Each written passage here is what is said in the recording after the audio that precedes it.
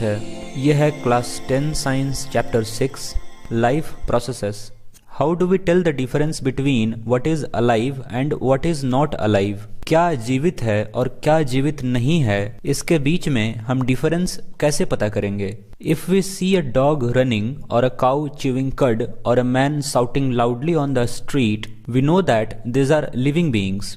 अगर हमने एक कुत्ते को दौड़ते हुए देखा, एक गाय को कुछ चबाते हुए देखा, एक आदमी को सड़क पे चिल्लाते हुए देखा, तो इससे हम ये पता कर सकते हैं कि ये लिविंग बीइंग्स हैं, ये जीवित हैं, ये सजीव हैं। व्हाट इफ द डॉग और द काउ और द मैन वर अस्लिप। क्या होता अगर वो कुत्ता या वो गाय या वो आदमी सो रहा होता, तो क्या हम पता कर पाते कि वो जीवित है कि नहीं। We would still think that they were alive, but how did we know that. फिर भी हम यही सोचेंगे कि वो जिंदा हैं, वो जीवित हैं, लेकिन हमें ये कैसे मालूम पड़ा। We see them breathing and we know that they are alive. वो सो रहे थे लेकिन हमने उन्हें सांस लेते देखा, जिससे हम जान पाएं कि वो जीवित हैं, वो अभी जिंदा हैं। What about plants. लेकिन अगर ये बात पेड़ों के बारे में की जाए तो पेड़ों को तो हमने सांस लेते नहीं देखा। How do we know that they are alive. तो फिर हमें कैसे पता चला कि प्लांट अलाइव हैं, प्लांट जीवित हैं। We see them green, some of us will say. कुछ लोग कहेंगे कि जो पौधे हरे हैं वो जीवित हैं। But what about plants that have leaves of colour other than green. लेकिन ऐसे भी पौधे हैं जिनके पत्ते हरे नहीं होते, तो उनके बारे में क्या। They grow over time, so we know that they are alive, some will say. लेकिन जो भी पौधे हैं वो समय के साथ बड़े होते हैं। In other words, we tend to think of some sort of movement, either growth related और not, as common evidence of being alive. तो जब भी किसी के जीवित होने की बात आती है तो हम उस प्लांट या उस एनिमल में किसी न किसी तरह का मूवमेंट ढूंढते हैं, जिससे हम ये पता कर सकें कि वो जीवित है। वो मूवमेंट या तो ग्रोथ के टर्म्स में हो कि पौधे बड़े हो रहे हैं, या फिर कोई फिजिकल मूवमेंट हो कि वो चल फिर रहे हैं, या फिर कुछ और। But a plant that is not visibly growing is still alive and some animals can breathe without visible movements. पौधों का जो ग्रोथ है वो सीधे सीधे नहीं दिखता, वो समय के साथ बड़े होते हैं। और कुछ ऐसे एनिमल्स भी हैं जो बिना फिजिकल मूवमेंट के सांस ले सकते हैं, लेकिन फिर भी वो जीवित हैं। So using visible movement as the defining characteristic of life is not enough. So केवल विजिबल मूवमेंट्स को देखकर ये बता देना कि कोई जीवित है या नहीं, ये पर्याप्त नहीं है। Movements over small scale will be invisible to naked eye. और बहुत छोटा मूवमेंट हम अपनी आंखों से देख भी नहीं सकते हैं। Movements of molecules for example, छोटे छोटे मॉलिक्यूल्स का मूवमेंट हमें दिखाई नहीं देता।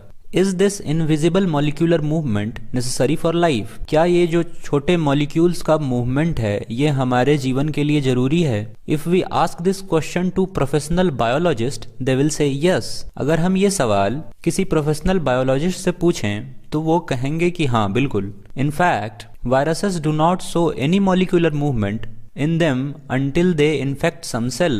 That is partly why there is a controversy about whether they are truly alive or not. Virus जब तक किसी सेल को इन्फेक्ट नहीं करता तब तक उसमें कोई मॉलिक्यूलर मूवमेंट देखने को नहीं मिलता। इसलिए ये आज भी एक कंट्रोवर्सी है, जो वायरस है वो ट्रूली अलाइव है, ट्रूली जीवित है कि नहीं। Why are molecular movements needed for life? तो मॉलिक्यूलर मूवमेंट्स जीवन के लिए क्यों जरूरी है। We have seen in earlier classes that living organism are well organised structures. हमने इससे पहले की क्लासेस में देखा है कि जो लिविंग बीइंग्स हैं, जो लिविंग ऑर्गेनिज्म हैं, वो एक वेल ऑर्गेनाइज्ड स्ट्रक्चर हैं। They can have tissues, tissues have cells, cells have smaller components in them. तो किसी भी एक ऑर्गेनिज्म के अंदर टिश्यू होगा, उन टिश्यूज के अंदर सेल्स होंगे और उन सेल्स के अंदर छोटे छोटे कंपोनेंट्स होंगे। तो ये एक स्ट्रक्चर है जो कोई भी लिविंग ऑर्गेनिज्म फॉलो करता है।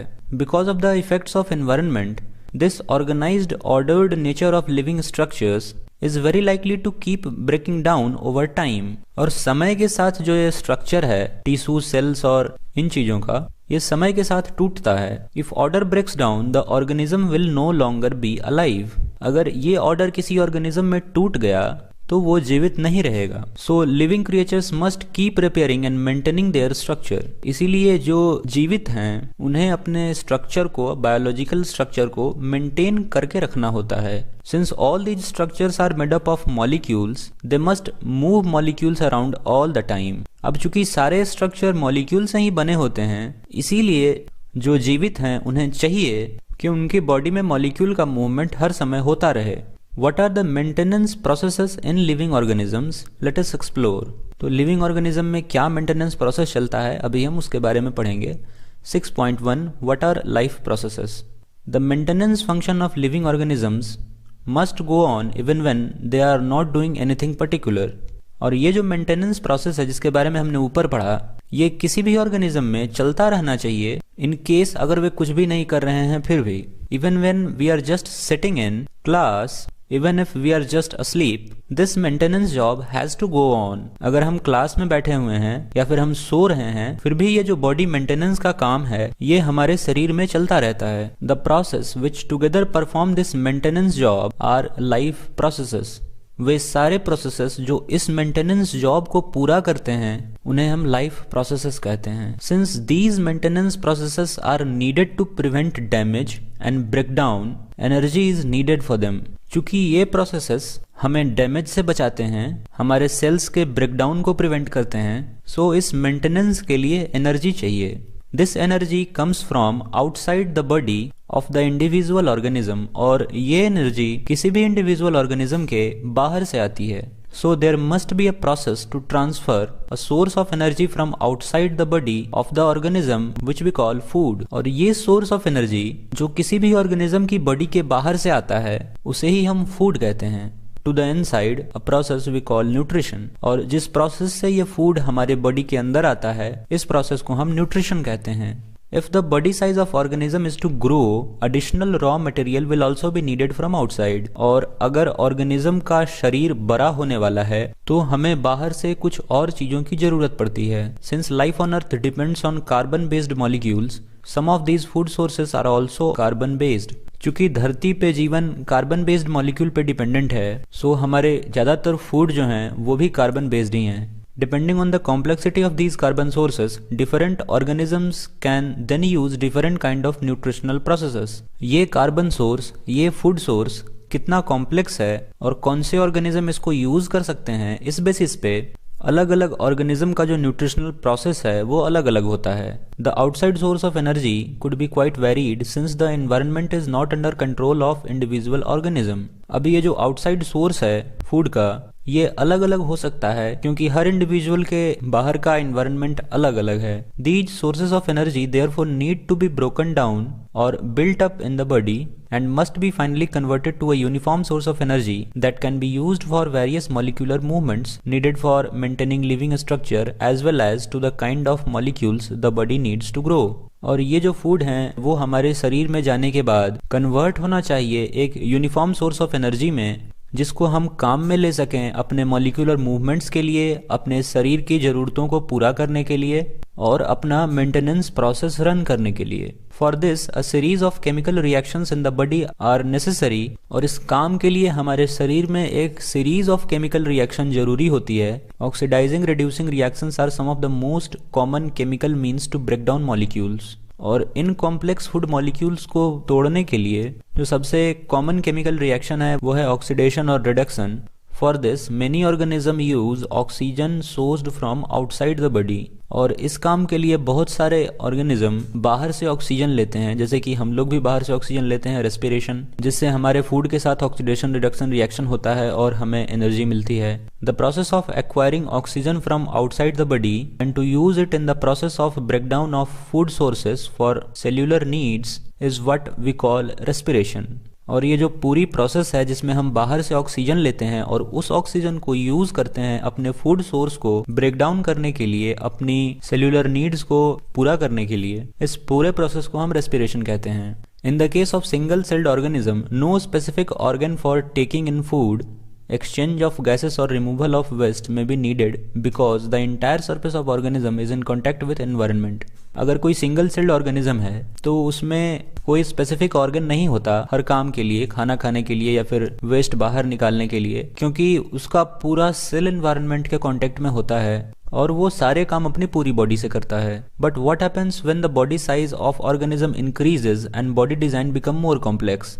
लेकिन क्या होता है जब बॉडी सिंगल सेल्यूलर नहीं है, जब मल्टी सेल्यूलर ऑर्गेनिज्म की बात आती है, हमारा बॉडी साइज कॉम्प्लेक्स होता है, In multicellular organisms, all the cells may not be in direct contact with the surrounding environment. Multicellular organism में जो सारे cells हैं वो directly environment के contact में नहीं रहते. Thus, simple diffusion will not meet the requirements of all the cells. So केवल डिफ्यूजन से हर सेल का रिक्वायरमेंट पूरा नहीं होगा क्योंकि सारे सेल्स इन्वायरमेंट के कांटेक्ट में नहीं हैं.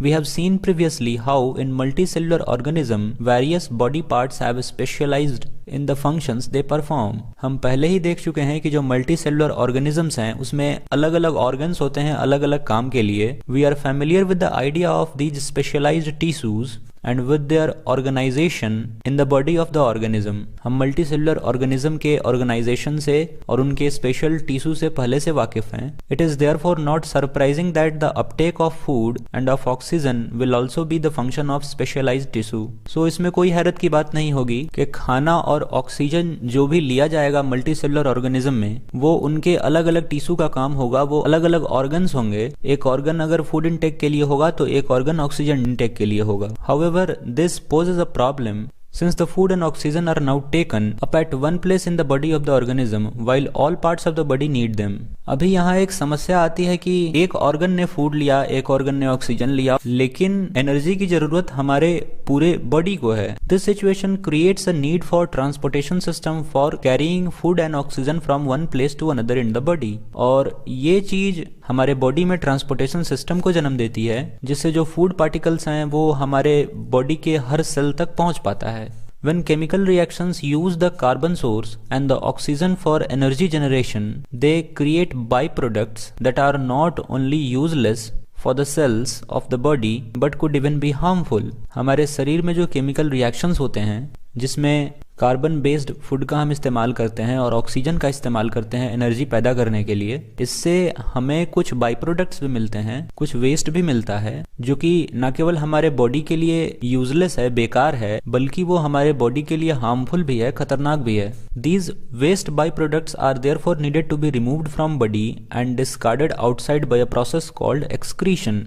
इसीलिए जो वेस्ट प्रोडक्ट है, जो बाई प्रोडक्ट है, वो हमारे बॉडी से बाहर निकलना चाहिए और इसलिए हमारे बॉडी में एक विशेष तरह का एक्सक्रीशन मैकेनिज्म है. Again, if the basic rule for body design in multicellular organism are followed, a specialized tissue for excretion will be developed. तो वही बात है कि अगर नॉर्मल जो मल्टीसेलुलर ऑर्गेनिज्म का ऑर्गेनाइजेशन है उसे हम फॉलो करें तो एक्सक्रीशन के लिए भी एक डिफरेंट ऑर्गन होना चाहिए, which means that the transport system will need to transport waste away from cells to their excretory tissue. अब चूंकि हमारे पास एक्सक्रीशन के लिए अलग से ऑर्गन है जिससे हम अपना बाई प्रोडक्ट बाहर निकालेंगे, तो चाहिए कि हर सेल का जो बाई प्रोडक्ट है, जो उसने एनर्जी कंज्यूम किया और बाई प्रोडक्ट निकाला, उस बाई प्रोडक्ट को ट्रांसपोर्ट करने के लिए भी एक ऑर्गेनिज्म चाहिए जो उन बाई प्रोडक्ट्स को हमारे एक्सक्रीटरी टिश्यू तक लेके आए जिससे हम उन्हें बाहर निकाल सकें. तो ऐसा भी एक ट्रांसपोर्ट सिस्टम हमारे बॉडी में अवेलेबल है. Let us consider this various processes so essential to maintain life one by one. तो वो सारे प्रोसेसेस जो लाइफ को मेंटेन करने के लिए जरूरी हैं, अभी उन सारे प्रोसेसेस को हम एक एक करके देखेंगे. तो यहाँ से शुरू है न्यूट्रिशन. इस वीडियो में आज इतना ही रखते हैं. अगली वीडियो में हम न्यूट्रिशन से शुरू करेंगे जिसमें हमने ऑटोट्रॉपिक और हेटेरोट्रॉपिक न्यूट्रिशन के बारे में पढ़ना है. आज का वीडियो केवल एक ओवरव्यू था लाइफ प्रोसेसेस के बारे में. आपको ये वीडियो अच्छी लगी तो इसे लाइक कीजिए, चैनल को सब्सक्राइब